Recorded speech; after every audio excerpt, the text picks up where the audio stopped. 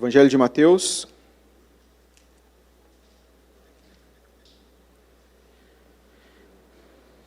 capítulo 27.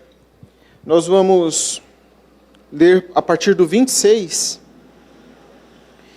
e vamos caminhar aí até os 54.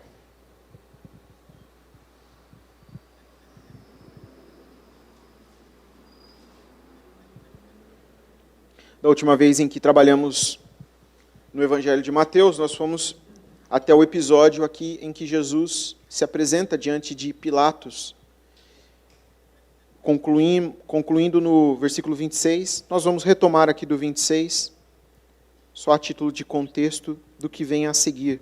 Diz o seguinte a palavra do Senhor: Então Pilatos lhe soltou Barrabás, e após haver açoitado a Jesus, entregou-o para ser crucificado. Logo a seguir, os soldados do governador, levando Jesus para o pretório, reuniram em torno dele toda a coorte. Despojando-o das vestes, cobriram-no com um manto escarlate.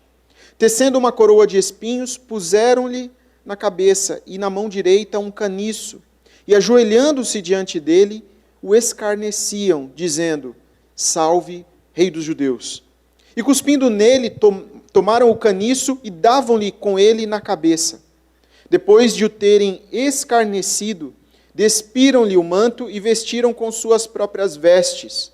Em seguida, o levaram para ser crucificado. Ao saírem, encontraram um sirineu chamado Simão, a quem obrigaram a carregar-lhe a cruz. E chegando a um lugar chamado Gólgota, que significa lugar da caveira, deram-lhe a beber vinho com fel, mas ele, provando, não o quis beber. Depois de o crucificarem, repartiram entre si as suas vestes, tirando a sorte, e assentados ali o guardavam. Por cima da sua cabeça puseram escrita sua acusação: Este é Jesus, o Rei dos Judeus. E foram crucificados com ele 2 ladrões, um à sua direita e outro à sua esquerda. Os que iam passando blasfemavam dele, meneando a cabeça e dizendo: Ó tu que destróis o santuário em 3 dias, e em 3 dias o reedificas, salva-te a ti mesmo, se és o Filho de Deus, e desce da cruz. De igual modo, os principais sacerdotes, com os escribas e anciãos, escarnecendo, diziam: Salvou os outros, a si mesmo não pode salvar-se. É Rei de Israel, desça da cruz, e creremos nele.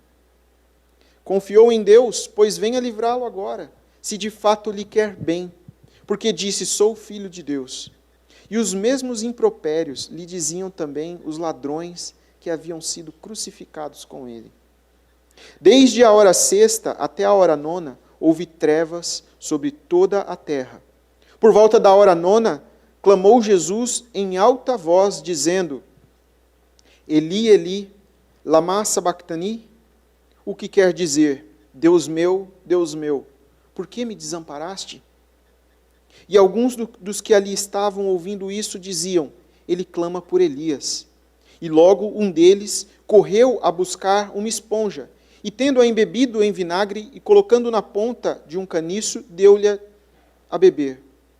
Os outros, porém, diziam: Deixa, vejamos se Elias vem salvá-lo. E Jesus, clamando outra vez, com grande voz, entregou o Espírito. E eis que o véu do santuário se rasgou em 2 partes, de alto a baixo, tremeu a terra, fenderam-se as rochas, abriram-se os sepulcros, e muitos corpos de santos que dormiam ressuscitaram. E saindo dos sepulcros, depois da ressurreição de Jesus, entraram na cidade santa e apareceram a muitos. O centurião e os que com ele guardavam a Jesus, vendo o terremoto e tudo o que se passava, ficaram possuídos de grande temor e disseram: Verdadeiramente este era Filho de Deus. Até aqui. Irmãos, esta cena é a cena central da narrativa bíblica.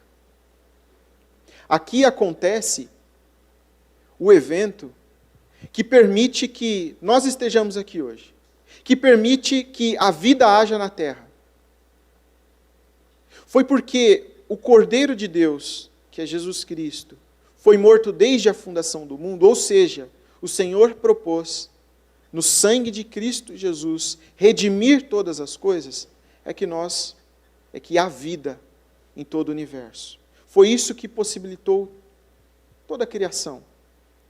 Senão, o Senhor nem mesmo teria criado ou teria já destruído todas as coisas. Fato é que esse evento aqui é o evento central da fé cristã, esse aqui é o evento central da história humana. Tudo que veio antes na Escritura aponta para esse momento, para o que Jesus está fazendo aqui. Nesse pequeno trecho em que nós lemos, do sacrifício de Cristo, o sacrifício substitutivo de Cristo, para que toda a criação pudesse ser redimida e para que o povo de Deus pudesse ser salvo. Então é o elemento central da fé cristã. É interessante, meus irmãos, a título de introdução, nós observarmos a particularidade de cada um dos evangelistas. Em cada um dos evangelhos, você tem aspectos diferentes nas narrativas, e principalmente aqui na narrativa do sacrifício de Cristo, na narrativa da crucificação. Cada um dos evangelistas enfatiza alguns pontos. Então, muitas coisas que nós vimos já em outros evangelhos não estão colocados aqui por Mateus. Mateus ele tem algumas ênfases muito bem definidas. Então, o meu propósito aqui hoje não é trabalhar em tudo o que aconteceu nesses momentos durante a crucificação de Jesus, coisas que são relatadas nos outros evangelhos, mas centrarmos a nossa atenção naquilo que Mateus quis destacar. Uma coisa que logo de cara nós vemos é que Mateus não dá tanta ênfase no sacrifício, na dor física que Jesus sofre. Não há tanta ênfase nisso.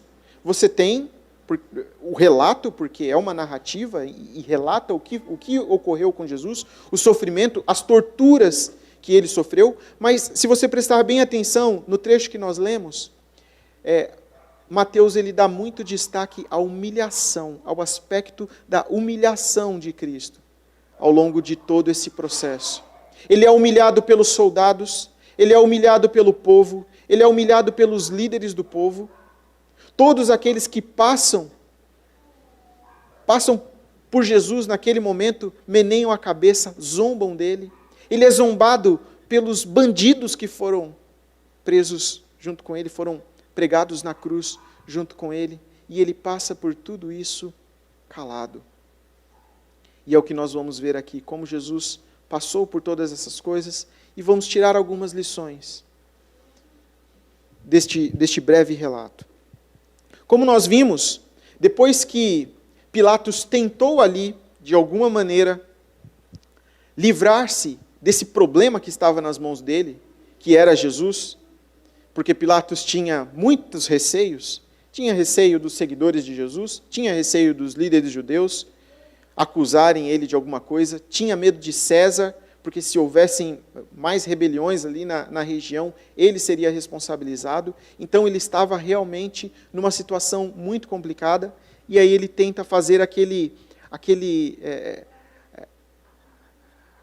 estratégia, nós vimos que foi uma estratégia muito inteligente da parte dele, que foi tentar jogar o povo contra os líderes, propondo uma troca ali. Ele vai libertar um bandido que está na cadeia, ele vai libertar um preso por ocasião da festa. E ele oferece de um lado Jesus, a quem ele sabia que estava sendo preso por inveja dos principais sacerdotes, dos líderes do povo, e aí ele oferece, por outro lado, o pior bandido da cadeia, assassino, que colocava medo nas pessoas, pensando, certamente eles não vão querer libertar esse assassino, eles têm medo dele. Então, eles vão pedir para libertar Jesus, o povo vai ficar contra os líderes não vão ter coragem de se colocar contra o povo, resolvi o problema. Não precisei matar um inocente, não me indispus de um lado, não me indispus do outro, porque o próprio povo irá clamar para que Jesus seja solto. Então, uma ideia muito brilhante de Pilatos que não deu certo. O Senhor já havia dito que convinha que ele fosse crucificado naquela ocasião. Então, por mais espetacular, por mais brilhante que sejam os planos humanos, nenhum deles é capaz de suplantar aquilo que Deus determinou. E o plano de Pilatos, então, cai por água abaixo, porque os líderes conseguem convencer o povo, e o povo todo se junta pedindo que Jesus seja crucificado e Barrabás seja solto. Pilatos lava suas mãos, nessa atitude covarde, ele que está sempre em cima do muro e não toma posição, acaba seguindo aqueles que rejeitam ao Senhor. E o começo aqui do nosso relato inicia desse ponto. Pilatos, então, liberta Barrabás, solta Barrabás entre o povo, e manda primeiro que Jesus seja açoitado, para que depois seja, então, crucificado. O açoite de Jesus foi um açoite terrível.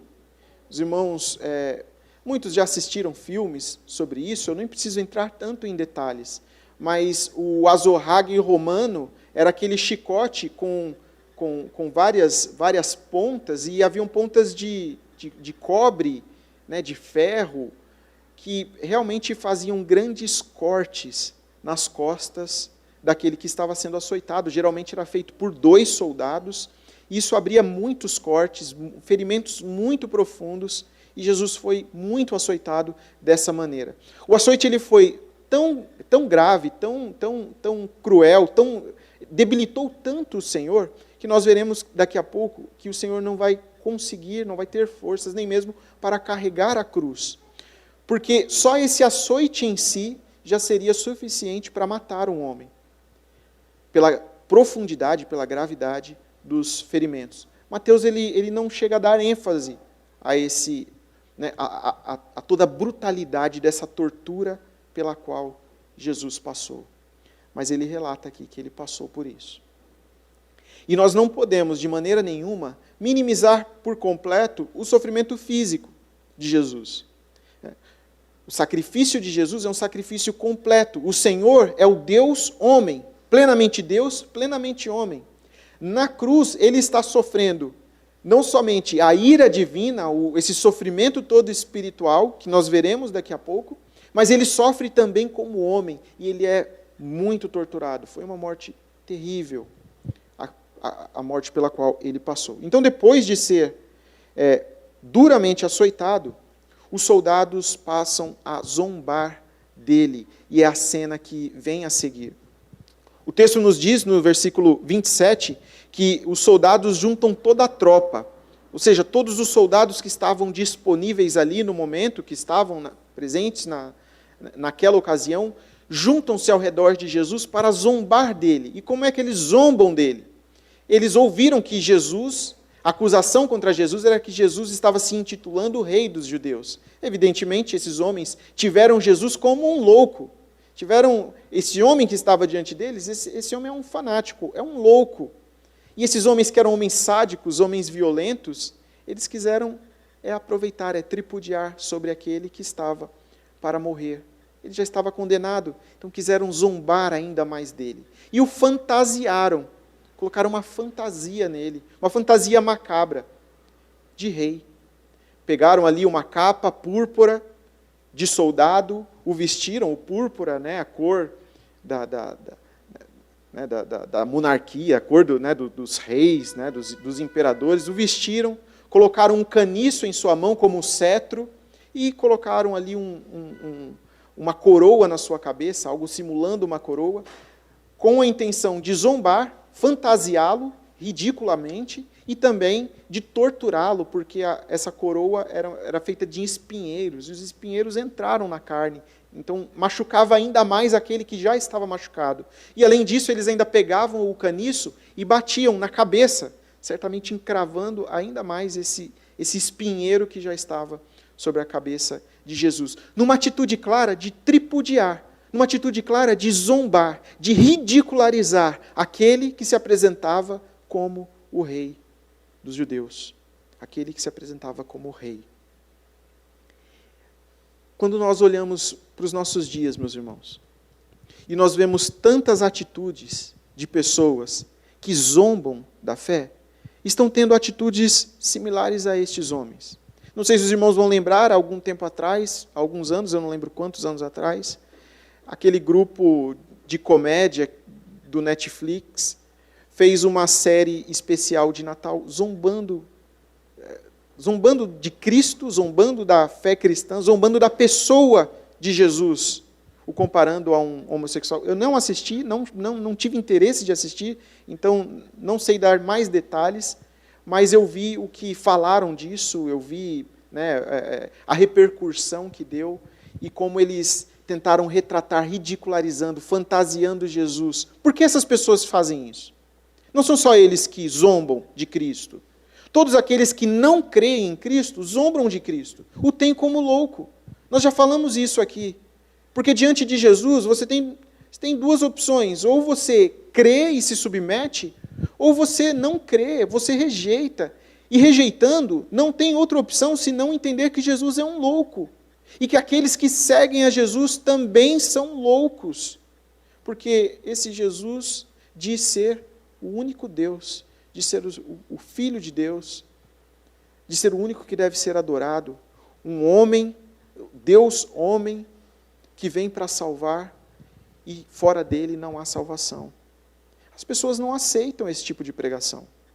As pessoas não aceitam que elas estão erradas, que os deuses aos quais elas adoram são deuses falsos. As pessoas entendem que Jesus é um louco e que aqueles que seguem a Jesus são loucos. Era o que esses homens aqui entendiam. Por isso eles agiam como agiam. Ah, se eles soubessem a quem eles estavam afrontando aqui. Ah, se eles soubessem na cabeça de quem eles estavam batendo com aquele caniço. Da mesma maneira, o mundo hoje, ah, se eles soubessem a quem eles estão insultando, a quem eles estão blasfemando, contra quem eles estão zombando. Mas isso nos traz uma realidade, irmãos. Uma realidade que é a realidade da zombaria. E Mateus deixa isso aqui muito claro. Jesus foi amplamente zombado na sua hora mais dura de sofrimento. Foi zombado por todas as pessoas que estavam ali, soldados, líderes, povo, os próprios condenados que estavam com ele, todos zombaram de Cristo. E aí eu chamo a atenção para você, meu irmão, minha irmã. Ser cristão não significa que você vai ser o mais popular, que você vai ser o mais aceito. A pregação do Evangelho, ao ouvido de muitos, vai ser loucura. Você vai ser também zombado. Você vai ser também rejeitado. Mas, meu irmão, minha irmã, você não vai passar nenhum por cento do que Jesus passou aqui.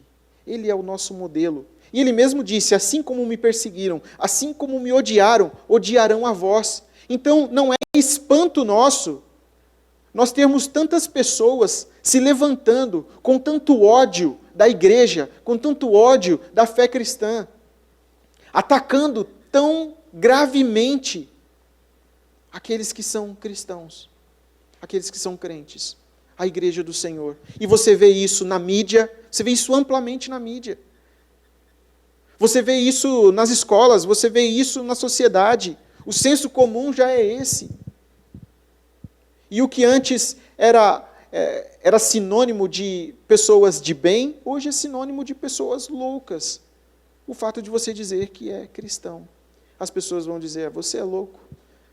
Ou vão dizer, você é fundamentalista, você é fanático, você é intolerante. De quantos nomes você vai ser acusado se hoje você entrar na internet, em determinados grupos, e dizer que é cristão? E dizer no que você crê. Então o ódio que eles nutriam a Jesus é o mesmo ódio que hoje nutrem contra a igreja. E nós não devemos nos espantar com isso. Nós não devemos nos espantar com isso. A igreja não deve retroceder diante da zombaria. Isso eu digo para os jovens e para as crianças também. Porque na escola, na faculdade, com as amizades, você vai se sentir muitas vezes intimidado a negar quem você é. Até mesmo os adultos, às vezes no trabalho, você vai se sentir intimidado a negar quem você é, a falar como os outros falam, a participar das mesmas brincadeiras, das mesmas conversas, porque você tem medo de ser zombado, de ser ridicularizado, se você tomar uma posição. Mas esse relato aqui de Cristo, O fato dele ter passado por tudo isso, ele não precisava, irmãos, ele não precisava. Ele podia falar uma palavra ali, todo mundo caía por terra. Lembra do relato do que aconteceu quando ele foi preso? Questionaram se ele era Jesus, ele disse, eu sou. Toda a turba de soldados caiu no chão. E foi aí que Pedro foi lá e quis pegar a espada para matar todo mundo. Jesus fala, não. Para mostrar que ele estava se entregando. Não eram eles que ganharam a guerra contra o Senhor. Era Jesus mesmo que estava se entregando. E Jesus está passando por tudo isso aqui, para que o seu povo pudesse ser salvo.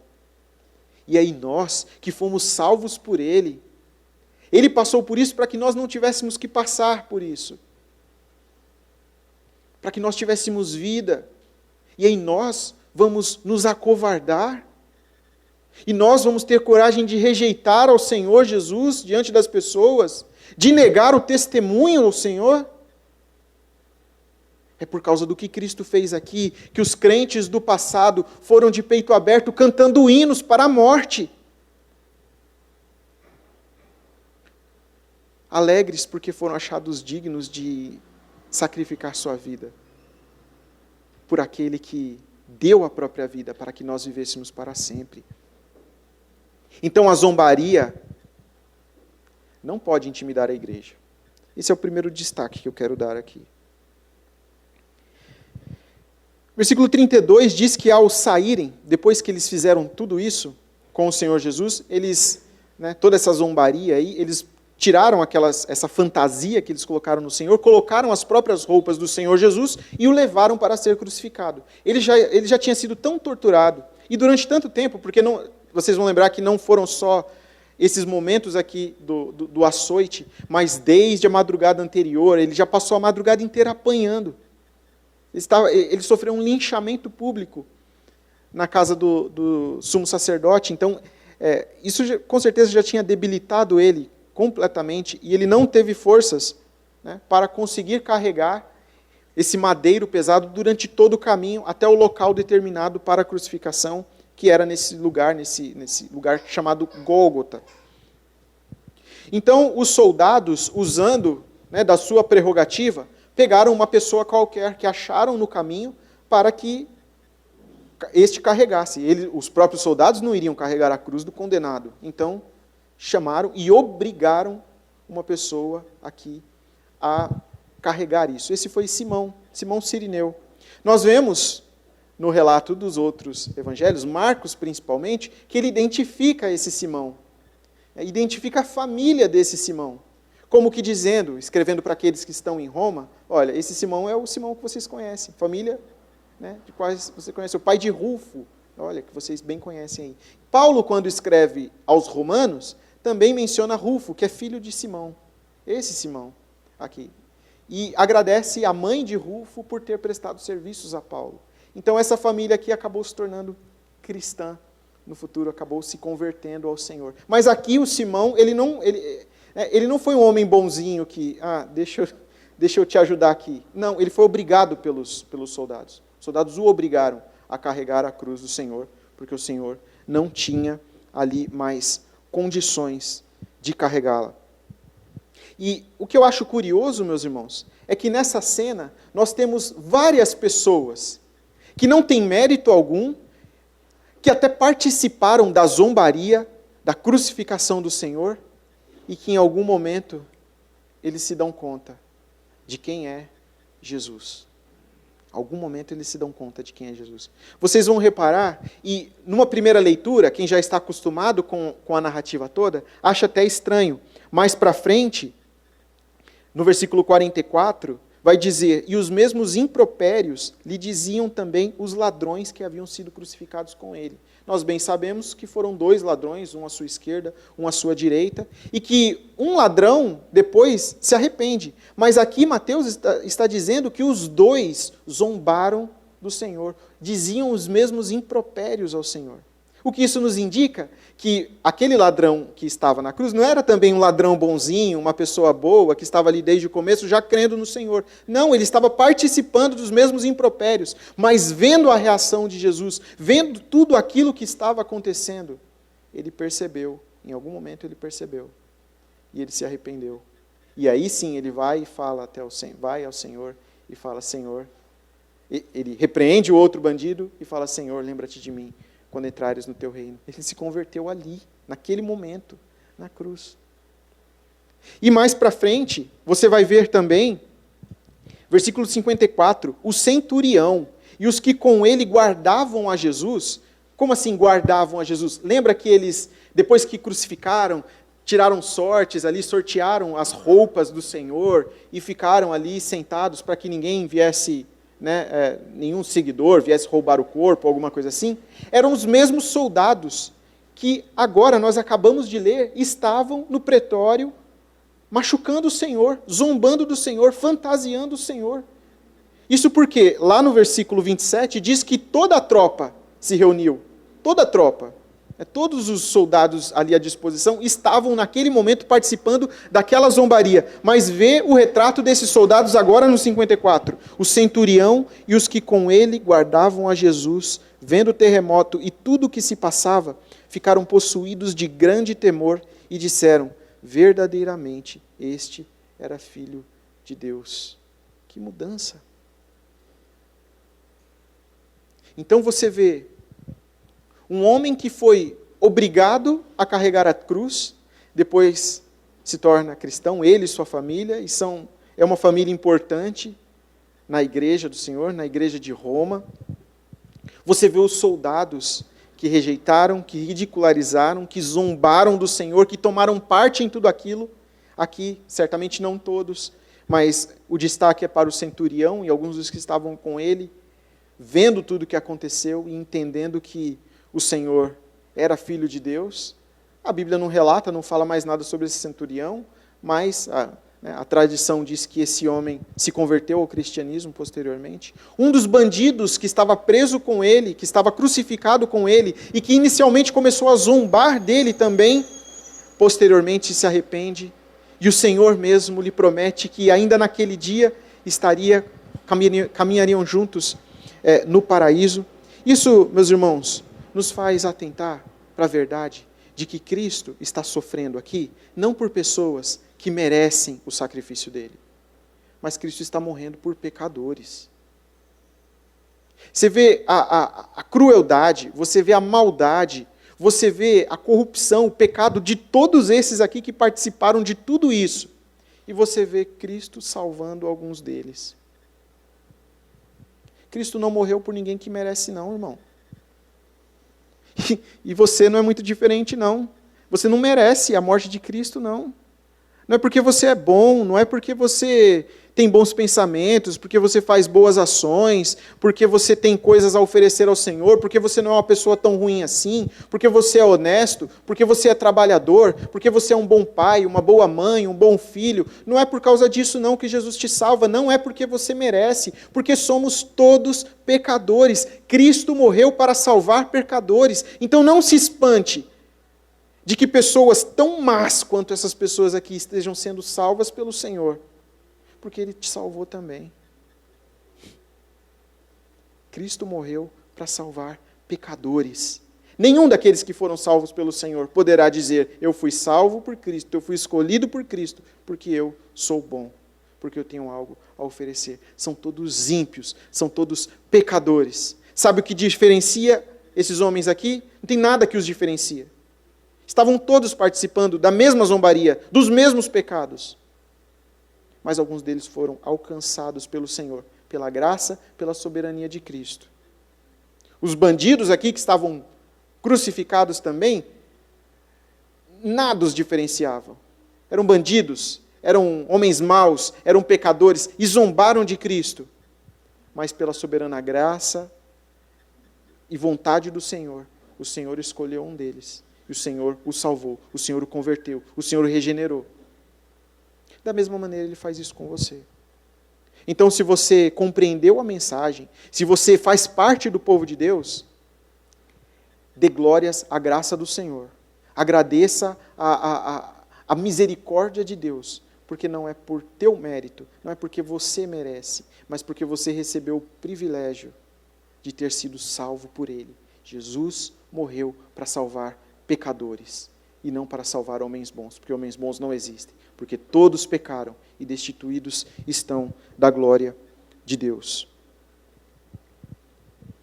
E aí nós vemos Cristo passando por tudo isso, versículo 33, e chegando ao lugar chamado Gólgota, que significa o lugar da caveira, deram-lhe a beber vinho com fel, mas ele provando não quis beber.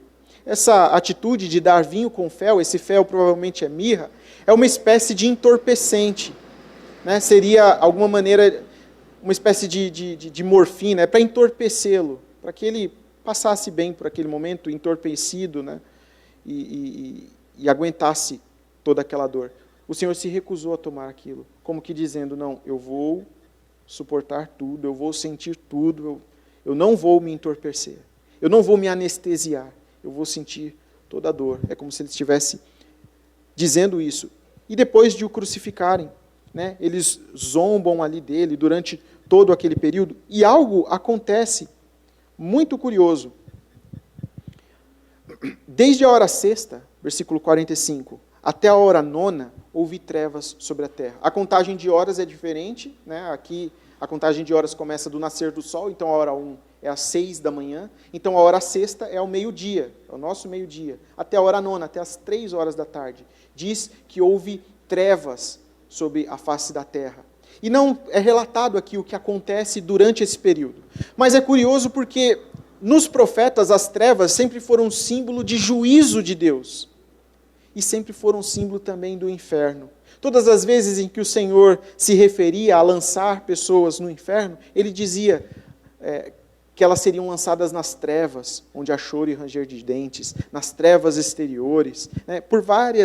Em várias parábolas o Senhor usa essa figura das trevas. E os próprios profetas, quando iam relatar os juízos de Deus sobre o povo, diziam que aquele dia será um dia de trevas. Então isso é juízo. Por que isso é importante aqui? Para nós justamente entendermos que o que Jesus sofreu na cruz não foi simplesmente o sofrimento na carne. Não foram só as torturas, as feridas que ele sofreu na carne, os furos dos cravos, os cortes do chicote. Não era isso que ele estava passando, não era isso o que mais o atemorizava quando ele estava lá no jardim do Getsemane. Era exatamente o que ele passa aqui, nesse momento, da hora sexta à hora nona, em que há trevas sobre a terra. E os teólogos todos, os teólogos reformados são unânimes nisso, ao dizer que nesse momento é como que o inferno vindo até ele na cruz, e ele passando o próprio inferno ali. E nós não temos como dizer, nós não temos como mensurar, nós não temos como descrever o que Jesus passou aqui nesse momento. Mateus nem se preocupa em fazer isso. Nós não temos como saber a experiência que o Deus homem teve na cruz nesse momento. Mas culminou nessa frase tão grave que o Senhor fala: Deus meu, por que me desamparaste? Culmina nisso, de tão grave que foi aquele momento. O Senhor aqui estava fazendo uma referência ao Salmo 22. Ao Salmo 22 que nós lemos a segunda metade dele na liturgia, mas que nos mostra bem pelo que ele estava passando, as coisas que ele estava vendo acontecer ali, e vale a pena nós darmos uma olhada aqui no Salmo 22. Vá até lá comigo. Nós vamos ler os primeiros versículos do Salmo.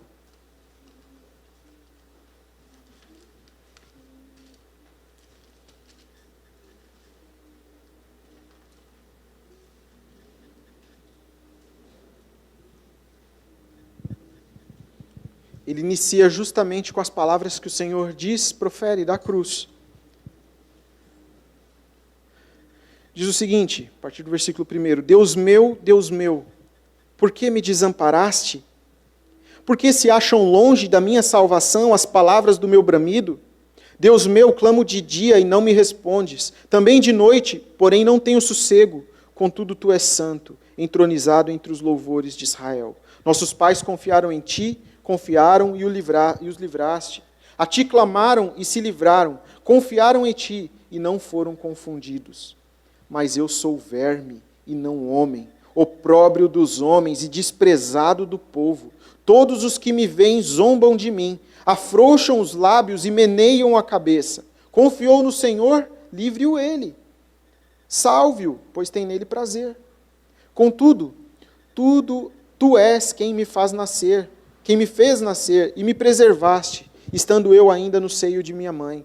A ti me entreguei desde o meu nascimento, desde o ventre da minha mãe.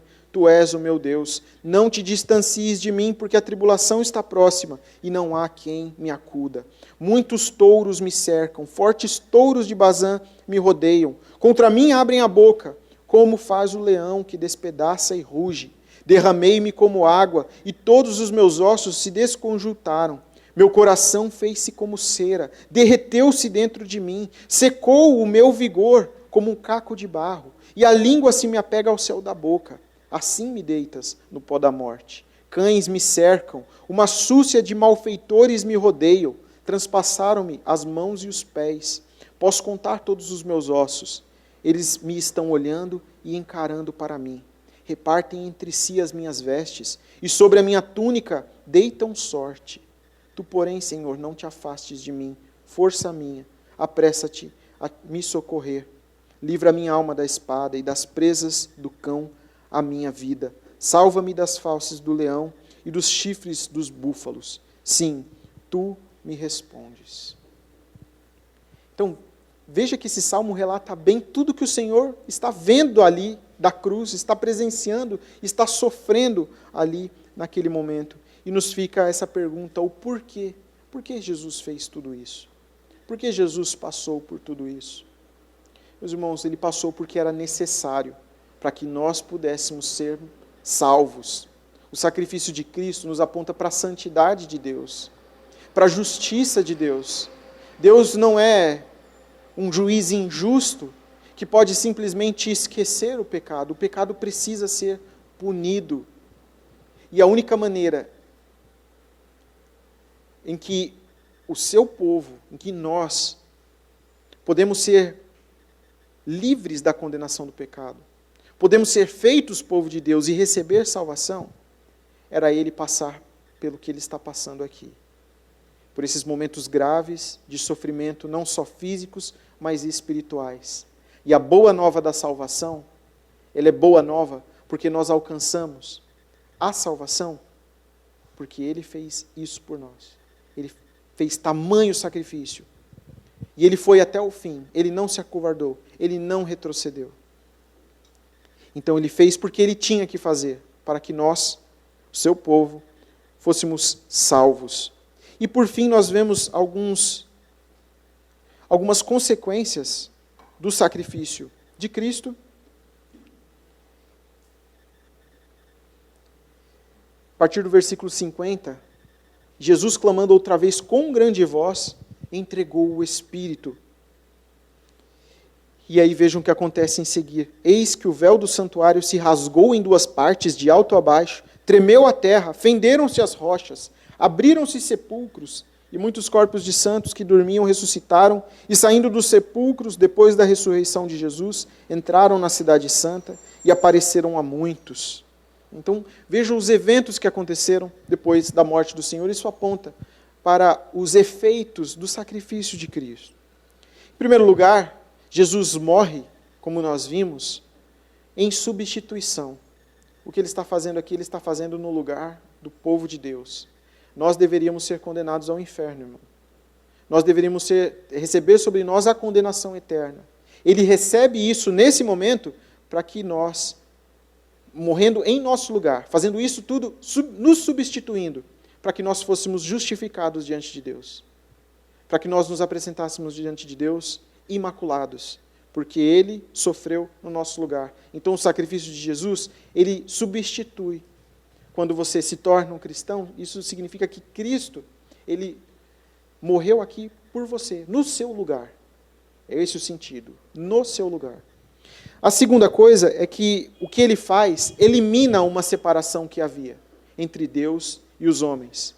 Esse véu do templo que se rasga é aquele véu que separava o lugar santíssimo, o lugar onde somente o sumo sacerdote podia entrar, e uma vez por ano, que era o lugar da presença do Senhor.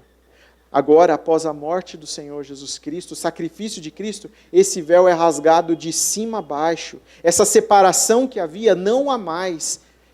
E o autor das Hebreus nos diz que Cristo, por meio do sacrifício, nos abriu o caminho e nos deu livre acesso ao Pai, de maneira que nós agora podemos entrar na sua presença ousadamente, confiadamente. Então é o Senhor Jesus que vem restabelecer esse relacionamento que havia sido rompido desde o Éden. O Senhor Jesus veio desfazer a inimizade que havia entre Deus e o homem. E aqueles que não se submetem ao Senhor ainda estão sob essa mesma inimizade. Mas aqueles que creram no sacrifício de Cristo, o que Cristo fez, eliminou essa inimizade, essa separação entre o homem e Deus. E por fim, Ele morreu, meus irmãos, para que nós tivéssemos vida. No ato da morte dele, o texto nos relata que crentes do passado foram ressuscitados. E depois que Jesus ressuscitou, eles foram vistos por muitos na Judéia. A morte de Cristo traz vida. Isso é um símbolo do que acontece conosco. Não só espiritualmente agora, nós os que cremos no Senhor recebemos vida espiritual, como também a promessa de que naquele dia nós ressuscitaremos em corpo e viveremos eternamente com Ele. Como eu disse, meus irmãos, esse é o evento central da história, da narrativa bíblica. Diante desse evento, nós temos que tomar uma posição. Diante do sacrifício de Cristo, ou nós cremos nele, recebemos a vida e todas as bênçãos espirituais que Ele nos proporciona por meio do seu sacrifício, ou nós zombamos dele, o temos por louco, e nos juntamos àqueles que o rejeitaram. Essa é a decisão que você tem que tomar. Essa é a posição que você tem que tomar em relação a Jesus. Mas nós nos lembramos sempre da graça do Senhor, porque Ele veio não para salvar homens bons, mas para salvar pecadores. E esses pecadores que nós vemos aqui são exemplo da nossa própria vida. Nós que somos completamente indignos dele, fomos alcançados pela graça do Senhor. E por isso nós nos alegramos. E por isso nós temos vida. E por isso nós temos esperança. Esperança de vida eterna, esperança de morar com Ele eternamente, esperança de que nós somos cuidados por Ele, esperança de que nós somos família de Deus. Isso tudo garantido por Jesus Cristo, por meio da sua graça. Vamos orar? Senhor, nós te louvamos pelo sacrifício que o Senhor fez em nosso favor. O Senhor propôs derramar o sangue do seu Filho para que nós pudéssemos ser salvos. E nós jamais entenderíamos isso ou creríamos nisso se o Senhor mesmo não tivesse desde a eternidade nos escolhido e no tempo certo, por meio do seu Espírito Santo, nos dado nova vida e nos feito entender a pregação da boa nova. Senhor, nós não somos dignos de todas as bênçãos, nós não somos dignos deste sacrifício, nós não somos dignos deste sangue, mas o Senhor nos alcançou, o Senhor nos salvou, e hoje somos família do Senhor, e somos salvos, e temos esperança de vida eterna, porque Cristo morreu em nosso lugar. Nós te louvamos, Pai, e te agradecemos, e te pedimos que nos ajude a viver de maneira digna deste sacrifício, de maneira digna deste chamado, sem nos acovardarmos, Senhor, diante das oposições e diante da zombaria do mundo que nos toma por loucos, mas que tomemos o exemplo de Cristo e dos nossos irmãos do passado, que viveram abnegadamente, Senhor, a vida, a nova vida que o Senhor vem colocar em nós, a partir do momento em que nós cremos em Cristo Jesus.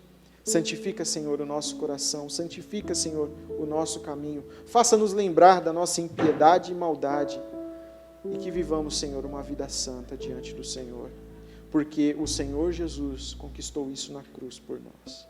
Nós te louvamos, te agradecemos, em nome de Cristo. Amém.